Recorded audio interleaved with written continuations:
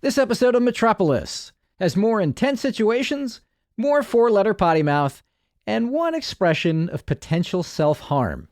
Listener discretion is advised.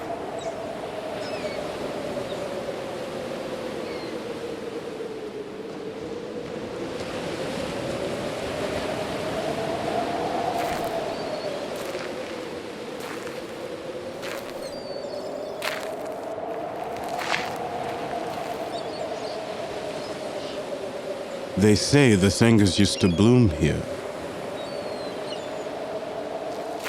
Yeah, I'm sure they did. Out here, I bet they did. It is a beautiful night. Clouds in the sky and sand under our feet. We're lucky. Clouds and sand. Oh.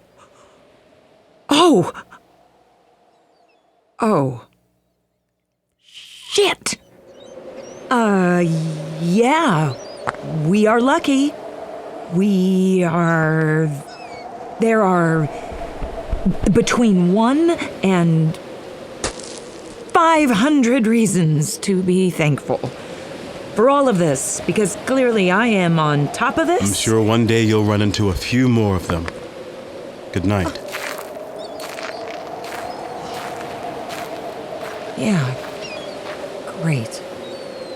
Maybe I will. Because I'm not going anywhere! I can't. So what the hell are my reasons to be thankful?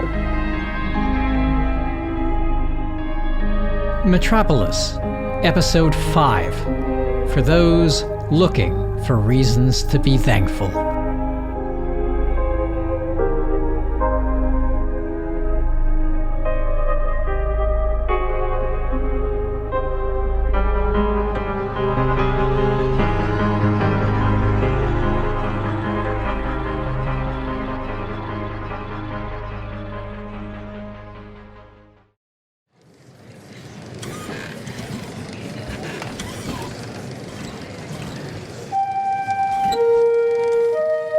Okay, we have time for 3 more questions before a break. Anders, as always, thank you for the thoughtful answers thus far. Of course. Our next question is from CG in the Cholash Hightower, who asks, with the wheels of progress turning ever faster, what does Metropolis need to do to preserve its advantages in the international community? What kind of $5 dimwit question is that? Wheels of progress.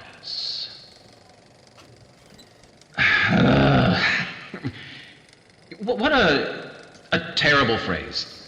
The wheels of progress. It's a real garbage phrase, and I'm not a fan of it. Certainly not pulling punches there. But you hear it creeping into the language, the wheels of progress. You hear it on the skywalks. I hear it in meetings sometimes, and it's one of those mindless things that people say to fill silences, to sound smart. But what it actually is, it's something that pulls apart the seams of what we are trying to do in this city.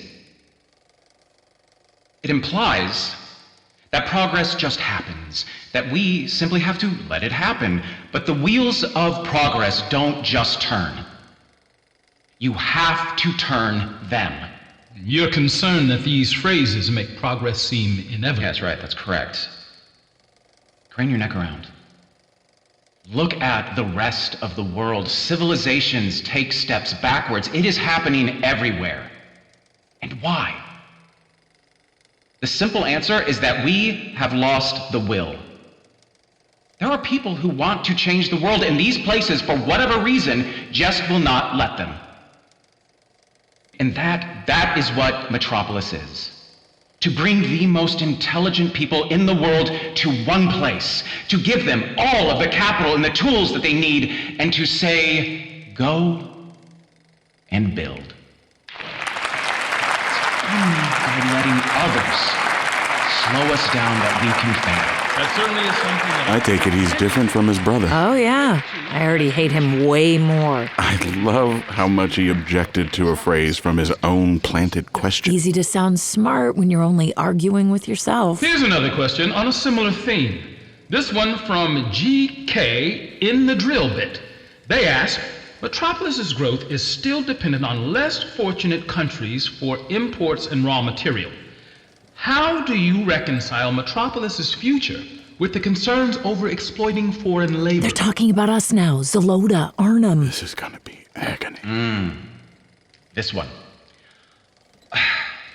Exploited is a pretty prejudicial term for what is going on here. But this does get asked a lot, and I know it's on many of your minds, but what it makes me think of are bricks. So I've been reading a lot about antiquity recently, about how they built things, how they made progress, the various injustices that came about from that. When the Neymar ziggurats were built, they were built entirely with red clay bricks. In making these bricks, it was a vastly labor-intensive process. Clay needed to be collected from river inlets in massive quantities and pressed into brick form and then fired by kilns, all of which was terrifically difficult to do. So, what the Grand Maziers of Neymar did was build 2 cities whose sole responsibility was to make bricks, and they imported slaves from all over their empire to populate these cities, all in the service of making bricks. Sounds like quite the operation. It was. And if you were a slave, it wasn't so great. Oh, fucking hell. Jesus Christ. And it wasn't so great for the Grand Maziers either. Because while they were setting up those brick cities, 800 miles away, the Lamanites, they were busy perfecting concrete, which was stronger and less labor-intensive. Concrete drew all of the artisans to Lannan to make the future of their cities, and thus the Lamanites got stronger, and their cities got stronger, and they phased out slavery. While the Neymarites got weaker and imported more and more slaves until eventually that is all that they were, a slave society. Well, until the Lamanites conquered them. Wow, that's fascinating. Yeah, it is. I think it's an easy exercise to figure out whether we'd rather be the Neymarites or the Lamanites. And you might notice that none of the buildings in Metropolis are made from bricks. We're lucky. We figured out robots. We can let them do the physical work, but we still need to work hard. And we need to be clever, too. That's really incredible. It's Holy amazing. shit. Unbelievable. He never even answered the fucking question. Yes, he did. He said better them than us. Last question before we take a short break. This one is from AW in the Royershaw Huntley building. They ask, given Metropolis's successes, how do we share our learnings with the rest of the world in a way that can benefit everyone? That's an excellent question. No, that's a really good one. It can be a little frustrating. Not everyone gets what we're doing here. We bring people here to show them, and they still don't get it. Then they write about how they don't get it, and what they write is asinine. No. It's dangerous. Because we are trying to build the future, and they are slowing us down. If we go slower, the whole world loses. So what do you do? To be clear, our Ministry of Global Influence, our Foreign Press Corps, these are the best reporters in the world. They almost all get it. But sometimes, you get one who doesn't. And when you do, you fix the problem. Thank you so much for that. Okay. Fucking son of a... What was that? No, you heard him. That's all they have to do. Fix the problem. You'd have to be a fucking moron not to see things exactly the way that How he about we sees get them. out of here and not shout our opinions about this? Yeah, see, the sheep are the smart ones. We're the ones who are too stupid to even know what's right in front of our faces. Sheep are all around us, and they have ears that I work. mean, you heard the man. It's his burden. Oh, sorry. His burden to deliver us from our dull, deceiving minds. Pardon me? That's all Stanley needed. That's all he needed, and they fixed him. Sorry. Fuck!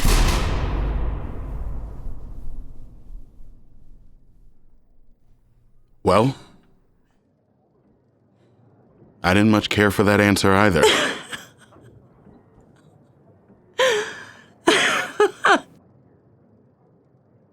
God. Oh, goddamn me. Did I just make a huge scene back there? We should just be thankful we're in Auxiliary Overflow Theater 3, and that wasn't the real guy up there. Yeah, The sheep will tattle on us in a heartbeat for not towing the line. sure. Which is why... I get it. Do you? I'm stuck here, Oliver. I told you that. I'm stuck here.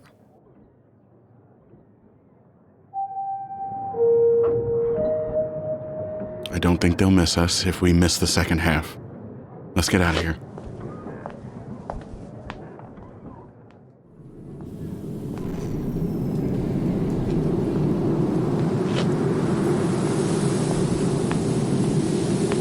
It seems like whenever you want to get away from folks here, the bargain is that you need to freeze. They need to keep it cold. Otherwise, no one would pass up this view to go listen to that creep. That reminds me of something I read. When he's allowed to pontificate, Anders Van Rossum is so slick that it's easy for the viewer to ignore the oily sheen filling the wrinkles of their brain. That's Stanley. Stan wrote that. Yeah. A little purple, but he had it right. You looked up his work.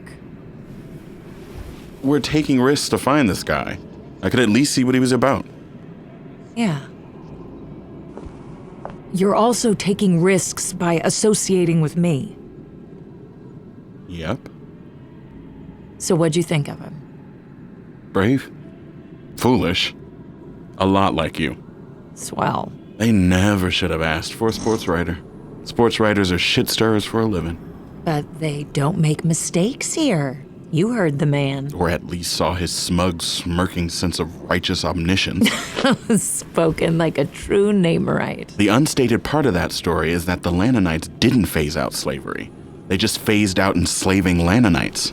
The Namerites became their slaves. I know that. Do you suppose he knows that? There is no way that that prick doesn't know that.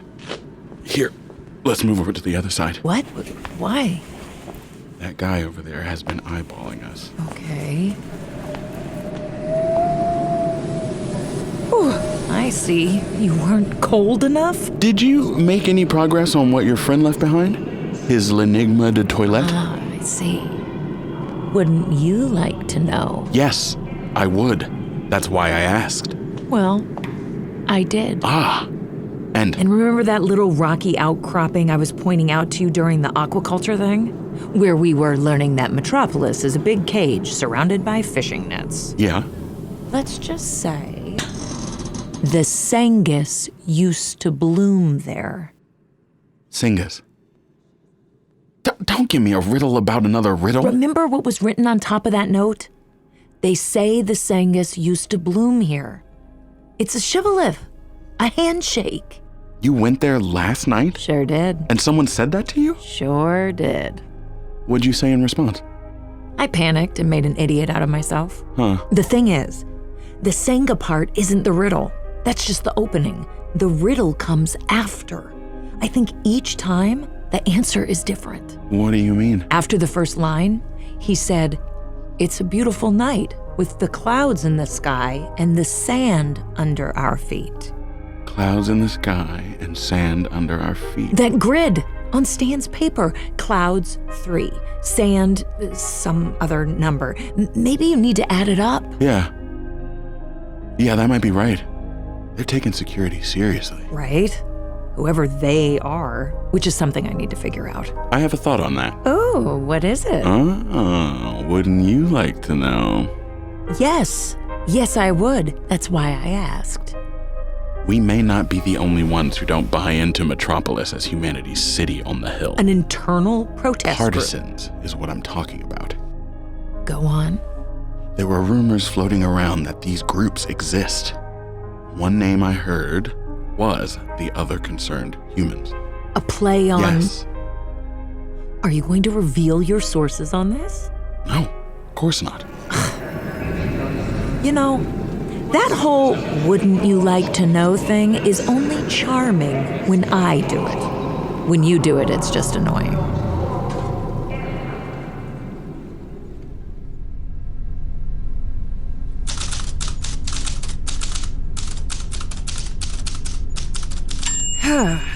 Okay, Goldie's sparkle piece number 2 is now done. Next I can keep up appearances. 2 down and crap. How many to go? I'll never do it. I'll put myself over this railing before I write this shit for the rest of my life. Oh. Sora. It's encoded. Come on, tell me something good. L-A-S-T. Last piece was great. You'll hate hearing this, but you're a better Goldie than Goldie. We checked with your contacts. You're right.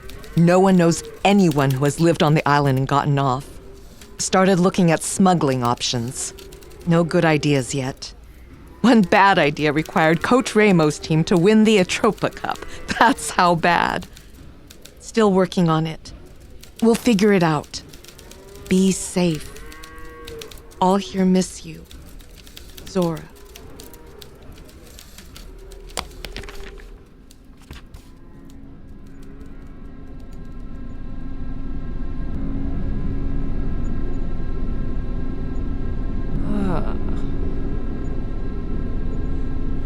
Of course. Of course. Of course. Ah! Fuck it. I'm stuck here. I should enjoy it, right?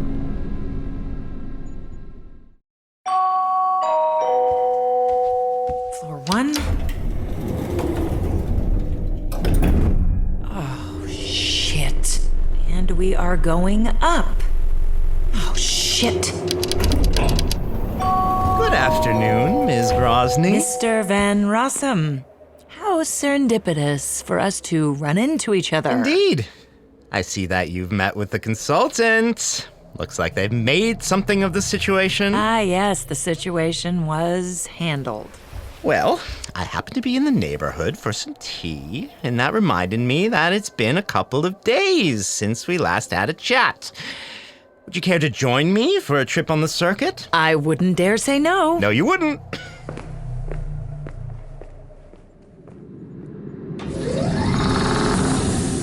Our chariot. You'll want that side again. Good morning, Mr. Van Rossum. What is your desire? Lapsang Souchong, this time for me. Rosemary Make again. that 2 of the lapsang. Very good. We are put into motion. See, now that we are friends, that sort of thing is just part of our very informal, comfortable relationship. Yes, we are definitely 2 easygoing pals just hanging out right now. See, I often play tricks on my friends where I kidnap them by hijacking their elevator. As is your desire. Hey, on the terms of having fun, give and take, how public is this conversation supposed to be? Ah, yes. Wanting to get right into it. Whoa! Did you want the honors? The honors? Okay, well, you've already turned it on, so I'm not sure. Go ahead. Try to talk to the help. Okay.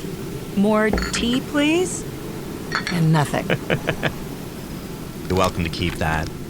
I have more.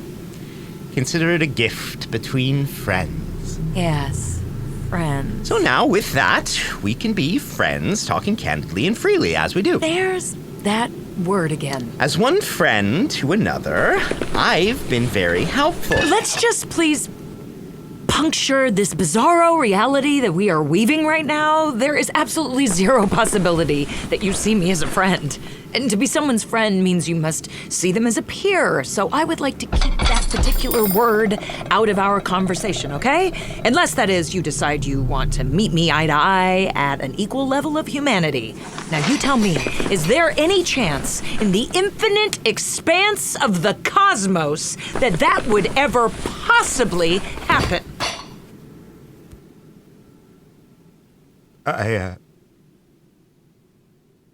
But I got you the card. Oh, hey, are you okay? No, I just... I got you the card. Yeah? Okay, you got me the card. Thank you. I mean, that is a genuine... Oh, God. Oh, I don't want any of this. I never wanted any of this. What's going on, buddy? I mean, this is not the dynamic we had before. Oh, they just keep hammering on me to talk to him. They say he's my brother. I can't get him to listen to me. I can't fix this. Why do they think he would listen to me? Okay, listen, buddy, let's just take a minute here. Why don't you just tell me about it, okay? Maybe I was a little hasty in saying we weren't friends, okay? He's gonna toss us all in the river. Who is? Anders! Your brother. I don't have a brother. Listen, you just said he's your brother. I know he's your brother. What is a brother, really? Is someone a brother if they don't act like a brother? Isn't there a minimum bar that you have to reach? They say that blood is thicker than water. Well, who is they? Explain that. That's how Anders would pontificate on stage. Who is they? And why do they get to decide how thick blood is? Surely it isn't this thick! Okay. Well, I did hear your brother on the stage today, and I will tell you, I think he's for shit. Did you really? Yeah. Completely for shit. I think what you told me earlier was right on the money. Really? What is the part you like the least? What is your opinion about the Namorites and the Lananites? Oh, God! He goes on and on about all those ghosts from antiquity, and he'll just twist it into whatever suits his argument. And he's never right about any of the history. I studied the history, and I tell him about it, and he just doesn't care. Yeah, that tracks. That tracks. I didn't want this. I didn't want any of this. I don't have a friend in the world. Okay, so some things are becoming slightly clearer. Listen. Why don't you leave? If you're in this jam, you're a wealthy man, I would guess, and I'm sure you could get out of here. Nobody leaves! What are you talking about? You don't leave Metropolis! Okay, maybe you don't want to leave, but couldn't you even ask your brother if it came to it? Oh my God! I didn't think you were stupid. I never would have talked to you if you were stupid. That is not a nice way to talk to a friend, right?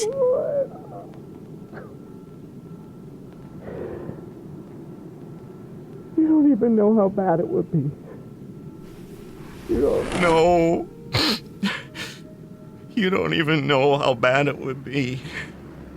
So tell me. I can't tell you. Why can't you tell me? I can't tell you that! Because then you'd definitely never be my friend. Oh my God. Listen, I'm just gonna look at the view for a second. Because it is one hell of a view.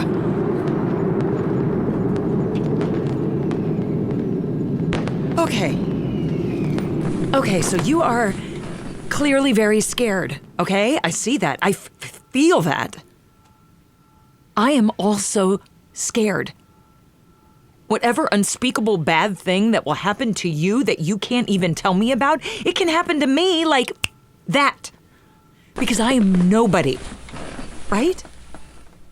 Here's where we are. We are two friends who are scared shitless, okay? So maybe we can help each other out. Right. Right. Yeah.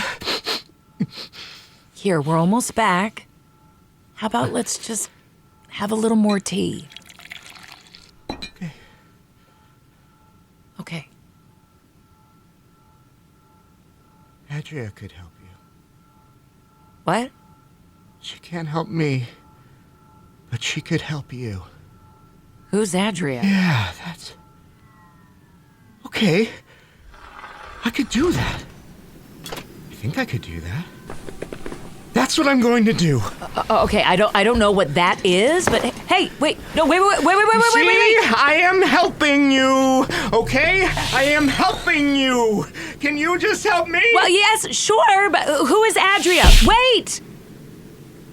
God damn it, what the fuck just happened? He's gone. Oh my God. Fuck me.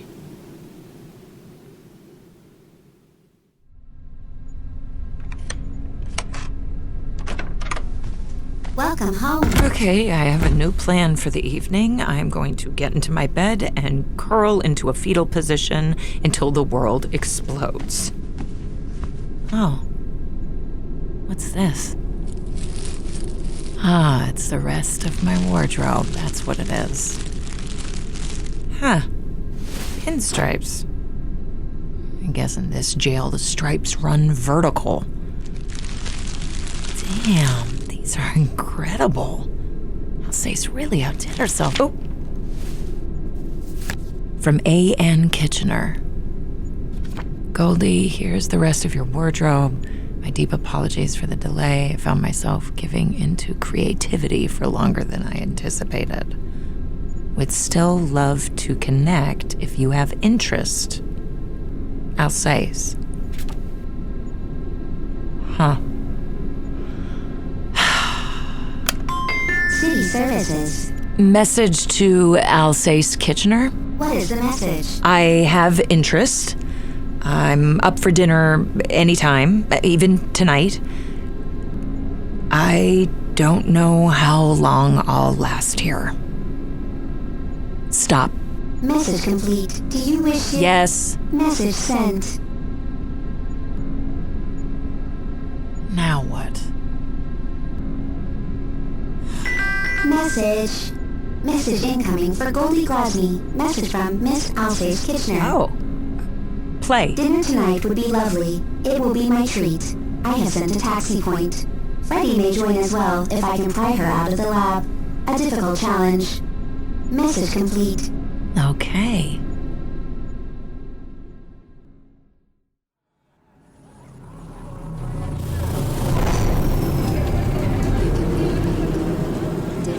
Taxi available. Taxi available. Okay, hey, me. I'm here. We are put into motion. Please climb in. God, great. It's gonna be me in a second. Hello. What is your desire? My desire? You know what I would like? I would like to fly this taxi back to 162 Charleroi Street in Arnhem, and I would like to pick up Stan Bronfels on the way. I'm sorry. I did not understand that. Can you please restate your desire? Okay, you know what? ED2 would have understood that. ED2 is a way better robot than you. I'm sorry. I did not understand Here. that. Can you please... I want to go here. Taxi point AXP32. Thank you. Name, please. Goldie Grosny. Goldie Grosny, AXP32. All prepaid. Please buckle your safety belts. We are put into motion. Alright, not too bad. Oh, shit!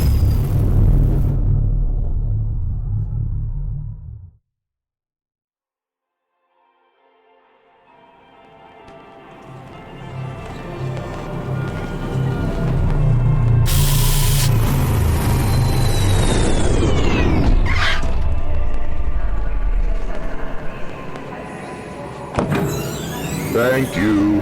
We hope you enjoy.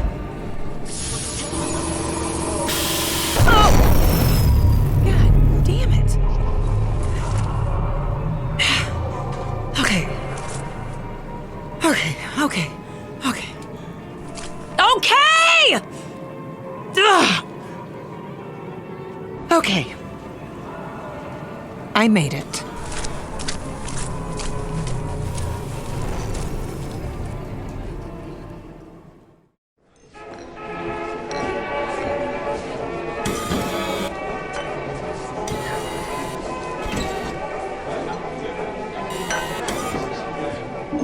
Nan! Alsace. Oh, I'm so glad to see you again. Please have a seat. How was your taxi ride here? If that was your first taxi experience, I understand. You know, this building is not at all what I was expecting. From the outside, it looked actually like the kind of tower I'd see back home. Yes. That's something you may learn about this city. The shinier the outside, the more repellent the inside. That's somewhat ironic coming from someone who designs shiny clothes for a living. Yes. Well, I like this place you've picked. So it sounds like your friend is going to be joining us as well? Yes. I think I've successfully managed to pry Freddie away from... There she is. Freddie! I'm so glad you decided to come. I figured, why not? I had a bet with myself I needed to settle. Freddie, I'd like you to meet... I knew it. Freddie, don't be like that. What? Can't I be right? I'm a scientist. I spend all day being wrong, so don't I get to enjoy being right once in a while? Hi, I'm Goldie Grosny. Frederica Furness. I spot patterns for a living, Alsace. I can't help but notice these things. Please, sit down, but only if you don't insist on being rude all night. It's okay. I'm a reporter from a pretty tough place, so you're not going to piss me off easily. You being rude is not going to come close to the worst thing that's happened to me today. Well, that is refreshingly direct, so points to you. Alsace has a type. You would not believe how many dinners I've been dragged to where she's met someone and she brings them along and then we sit there and most of them aren't even... Now, that is really not... You have a type. You do. You know, you always... I would imagine that after 5 years together, you would come to realize that you are my type. So anyway, I just had to come here and see if I was going to be right. And I am. So there you have it. So I'm the type? Yep. Now, that is Let me ask you this. What is your type? I don't have a type. I just have a person, and I'm sitting next to her. And she's sitting next to you. So, I think you're okay. Maybe we should order some drinks. So Alsace tells me you're with the Metropolis Foreign Press Corps and that you just got here. I can see by the squint in your eye that there's a reputation for me to live down to. Maybe. I've never had a conversation with a Foreign Press Corps reporter where I didn't feel dumber at the end than when we started. Are you worried we're contagious? Idiot is always catching. How did you get sent here? They usually select for stupidity. You may be Alsace's type, but you certainly don't seem like theirs. Maybe they made a mistake. Maybe. Okay, Alsace. You win. I've decided I'm gonna try to have fun tonight. Great. Because when you're in a truculent mood, all you do is make me look silly for loving you. But you are silly for loving me. And your problem is that you really believe that.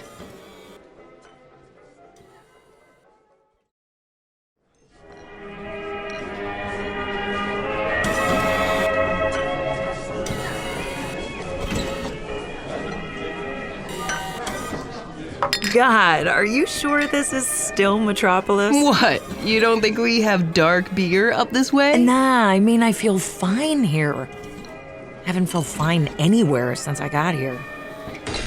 Okay, now I've learned that it's bad form to ask folks where they're from, but screw it. Oh boy, here we go. Freddie.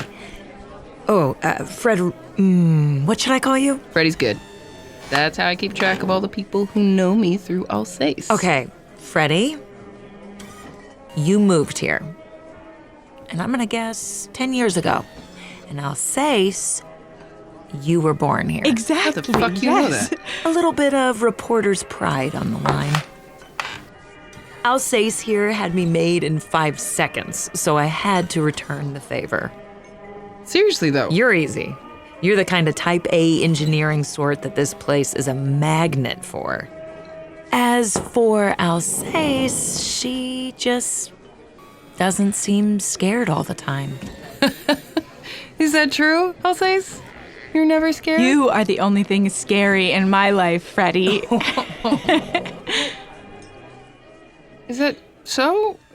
Wait, you think I'm... No, I didn't mean Gals, it. please.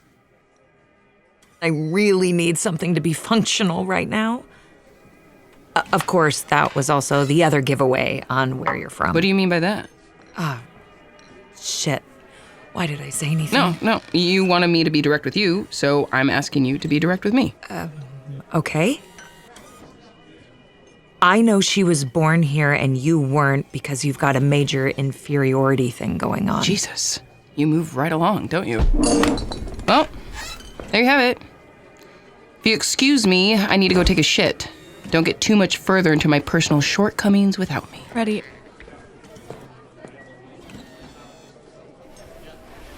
Why did I just do that? Really is okay. She wouldn't have stopped asking until you told her or lied about it. Lied about it. Yeah, that's what I should have done. You were accurate, though. It just happens to be a hurtful truth. Great. That's me, spitting hurtful truth. Freddie will come around. But if you really want to make it up to her, just ask her about her work when she comes back. She'll talk about it all night if she thinks you can keep up. Great. What area does she work in? She leads an R&D group in the Metropolis Department of Automation. The robots. Oh. Perhaps you'd like another round? Sure. I'll signal. Jesus, Alsace, what am I doing here? We're having a lovely evening with you. No, we're not. No, it's not that. I mean, what am I doing in Metropolis? Even as a native metropolite, I find myself asking that same question. All right, I'm back. And before you say anything, I'm just going to apologize because when you refused to be the foreign press dum-dum I took you for, I decided to be one myself.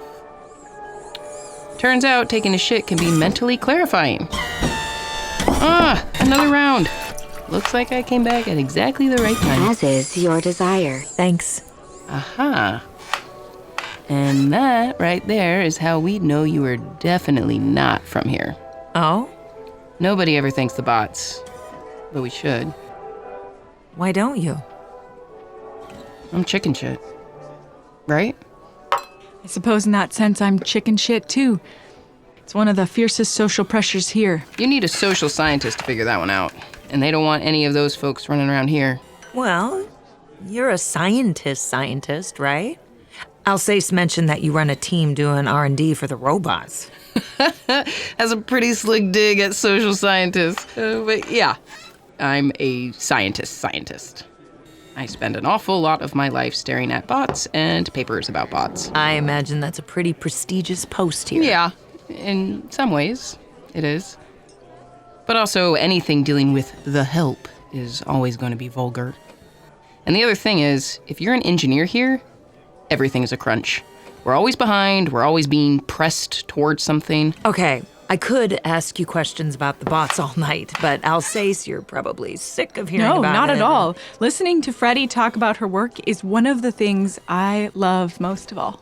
I guess the thing that surprises me most is that a few of the robots seem to have personalities. They're not just, automatons. Oh, you're getting right onto the topic of the day around here. Fungibility. That's the term we use? Fungibility. There are times when it seems like I hardly talk about anything else. Fungibility. So, I'm in the vocations group. That's my terrain. And well, here. First, the important thing to know about the bots is that they've got 4 basic components. There's the operative core. That's the brain? Sure, kind of. So you have the operative core, kind of like the brain. You have the power core, that's self-explanatory. You have the musculature, that's the body, of which there are a few different kinds. And then you've got the vocation. That's the training that gets the robot to actually do the work, follow instructions, execute tasks, et cetera, et cetera. No, okay, I think I'm following. You've got the brain, power, body, and education. That's right, yeah. So anyway, I'm focused on the last part. Take the bot waiter who's serving our table. That's a vocation class. Specifically, the code is CS032. It's a really popular one because there are 20,000 some restaurants in the city. So there's something like 50,000 of those bots with that assignment. Jesus. Right. And the thing with fungibility is it's supposed to be where we could take the bot serving our table and another bot working at another restaurant across the city, swap them between courses, and it wouldn't make a difference. It seems really difficult, though, right? Different restaurants have different floor plans and different kitchens, different menus. It is hard. I agree. That's how I make my bones here. But now, what's interesting is that the waiter robots do seem really fungible. Well, they all seem to be, robots. That's right. That's exactly right. It's because it's such a big vocation pool. We can rotate them constantly, and there's also huge inflows and outflows for maintenance. That's what keeps them fungible. Oliver was right, that SOB. So, if you had a vocation that was really small and specialized. Right, exactly. They would go non-fungible really quickly, especially since those obscure specialties take forever to train. That makes perfect sense, because I went into a tobacconist shop yesterday, and there was a robot in there that seemed downright human. Tobacconist shop? You mean like rolling cigars? Rolling cigars, yeah. We have a vocation for that? Well, yeah, that figures. There couldn't be more than 3 or 4 of those in the entire city. Why the hell did we even take the time to design that as a vocation? Don't answer that. I know why. Freddie is always fighting to keep her team from being assigned to whatever pet initiative an other concerned party member might have. I remember one time they wanted us to create a textile weaving vocation. They already have machines that can produce textiles. They're called looms. We've had machines that can create textiles for thousands of years. You don't need to train a bot how to do that. I do wonder if that could give me some new patterns to work with. Whisper in the right OCP member's ear and you could have a team of 30 working on it. Say, that cigar rolling bot you mentioned, did you remember where that was? I'd like to check it out sometime. Yeah, it's a few blocks from where I'm staying. Been meaning to get back there myself. We could go together. Okay, you're on. So now, you said that fungibility has been a big deal in your work. Is there something new going on there that you're looking into? They're always banging on us about fungibility, so my team is always working on it. But there's a part of it that nobody wants to hear that I am personally convinced of. What's that? Everyone has been assuming that non-fungibility comes from experiences, that the bots start fungible and become non-fungible over time based on what they encounter. But I think that's wrong. I think that's only part of it. What's your theory? I think it's innate. I think certain bots just come with personalities. They're not blank slates. Well,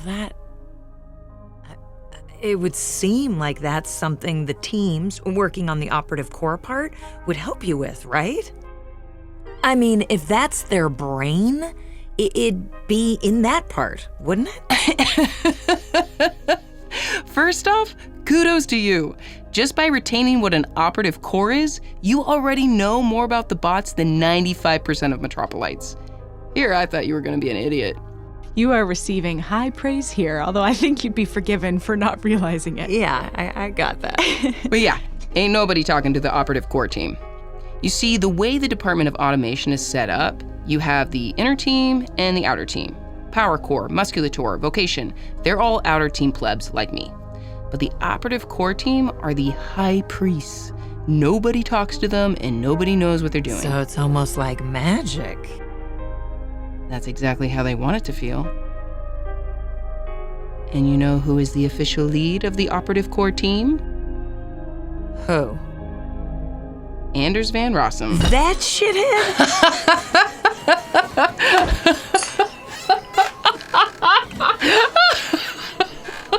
Oh my god. Oh god, don't say that too loud.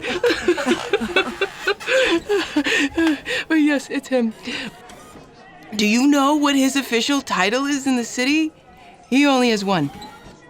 It's Chief Engineer. There's a whole story behind that too, but Alsace here is the one who's the city historian. Perhaps the next time we get together, I can talk about some of that history. Although Freddie here is probably sick of hearing those stories. What? Listening to you talk about history is one of the things I love most of all. There we go. That's the schmoopy stuff I was really looking for. All right. Just for that, I'm ordering another round. Oh. And just know that when I have a Syrian hangover tomorrow, I'm gonna be blaming you.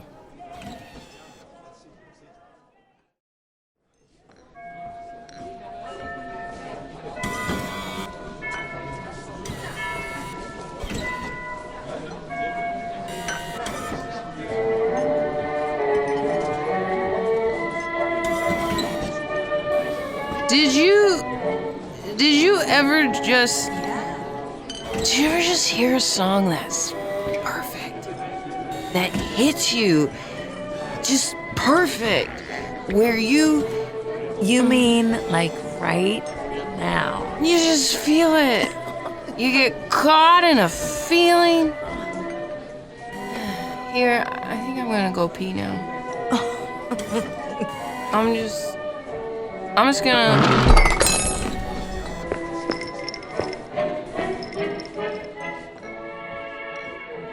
She's gonna make it there, right? We should give her a few minutes and then check.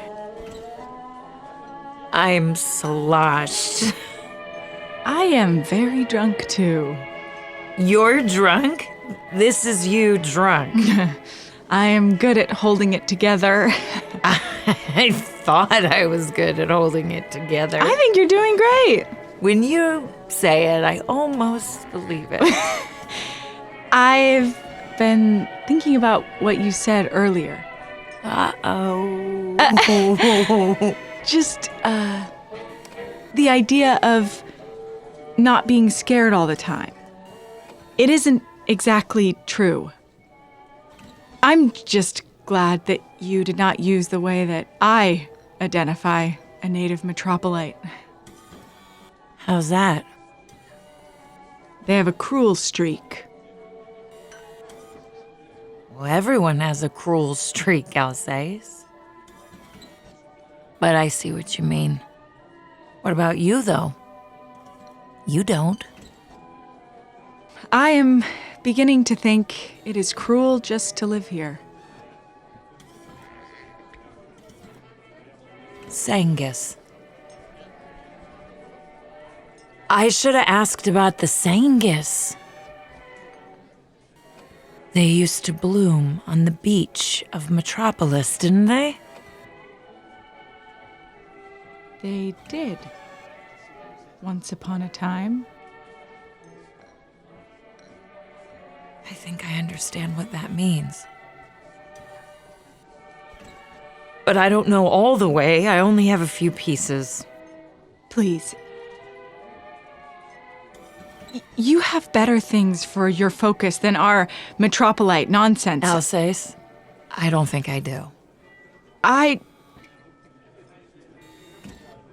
I do not want to involve you in my absurd danger. I don't quite know what that means, but I'm not going to stop asking. I think you have two options. You can tell me about it, or you can lie to me. I don't want to lie to you. But I can't tell you everything either. It does not work that way. The most I can tell you is one thing. That is as much as anyone can say. One thing. Oh, I think I get what you're saying. Here, let's make this a thing. This 50 Rand note. It was my friend's. And I have been racking my brain to understand how it connects to the Sengus. There isn't anything special about that note. It's just money. Huh. There are, however, a certain number of things to be thankful for. If you look at the sky behind Lady Cornelia. Lady Cornelia. Oh, on the note. Stars. 1, 2, 3, 4, 5, 6, 7.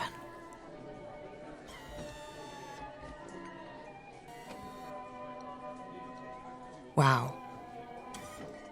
That bathroom is a real war zone. But I survived. This has turned out to be a pretty good night. Yes, I would concur with that. I think we're gonna be paying for it tomorrow.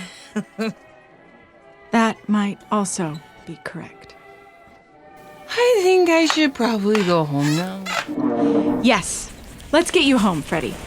Goldie, will you be okay getting home? Drunk in one of those taxis? I hope they're ready for me. It'll be okay. Metropolis is a city made for careless people.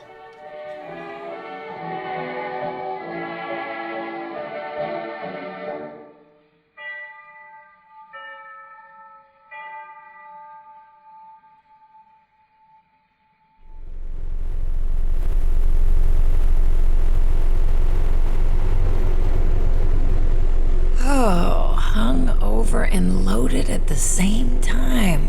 Hell of an achievement, Nan. I survived. I found some things to be thankful for. Oh, shit. Is that Miss Palisade? Getting called into the teacher's office again. Oh, shit. Shit, that's not Miss Palisade. Who is that? Oh, fuck. Oh, fuck!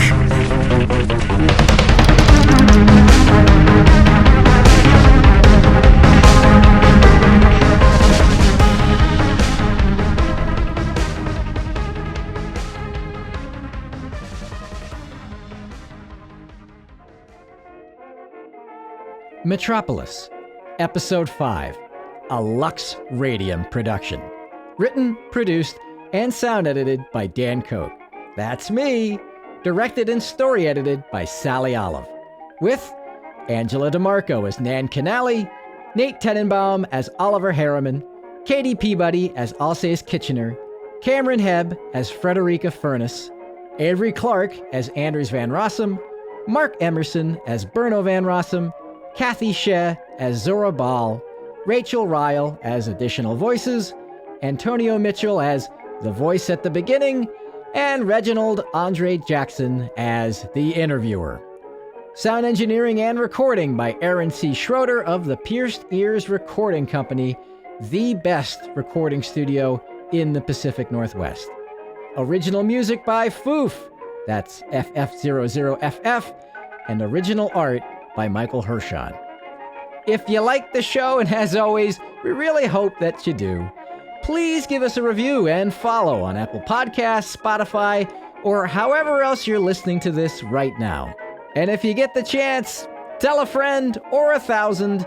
It's always fun to have more folks to talk about the show with. Follow us on Instagram at